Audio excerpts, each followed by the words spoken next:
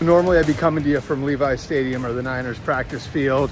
Unfortunately, I had a flight to catch, so I am coming to you from San Francisco International Airport, about to make my way home to Boston after seeing my 16th training camp. That was with the Niners, what I believe might be the best roster in the league. I got 5 takeaways from there. Takeaway number 1, Brandon Ayuk has put together another fantastic training camp. 2nd year in a row, you're hearing that from me. He looks, again, like he's improved his route running. He's taken another step in becoming a more complete receiver. And by all accounts, worked his ass off this offseason. Looks like he's a guy on a mission in training camp. Now, the Niners did pick up his 5th-year option back in May, and now he's eligible for a new deal. They typically have waited until after a player's 4th year, that'd be this year, for Ayuk to do a new deal. But Ayuk has certainly set himself up for a big payday. Takeaway number 2, Christian McCaffrey looks better than he did a year ago, and he looked really good after being traded from the Panthers. But that's not the story in the backfield. They know how good McCaffrey is.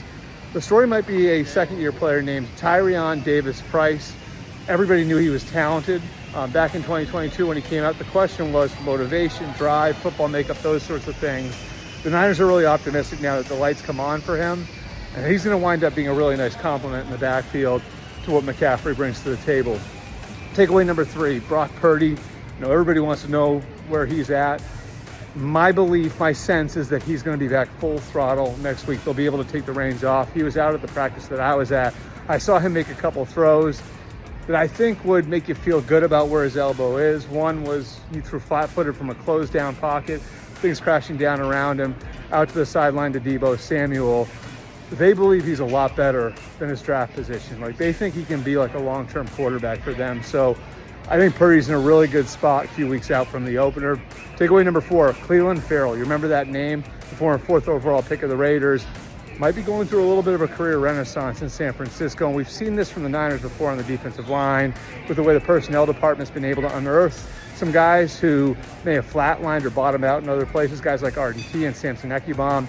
And, through the work done by their defensive line coach, Chris Kuzaric, who's by many people's feelings the best defensive line coach in the NFL. Well, Ferrell always played hard. He always had length, and where he is now with the Niners might be a better scheme fit than he was in Vegas early in his career. So that's one guy to watch. Clelin Ferrell could be in for a career renaissance. Finally, takeaway number 5, I think it's the best roster in the league. I said that earlier. The team, because of that, doesn't have very many position battles going on in training camp, but you do see depth being built in certain spots. And one spot where I think there's really good youth right now is linebacker. They drafted a couple of kids late. They like both of them, in particular, D. Winters out of TCU.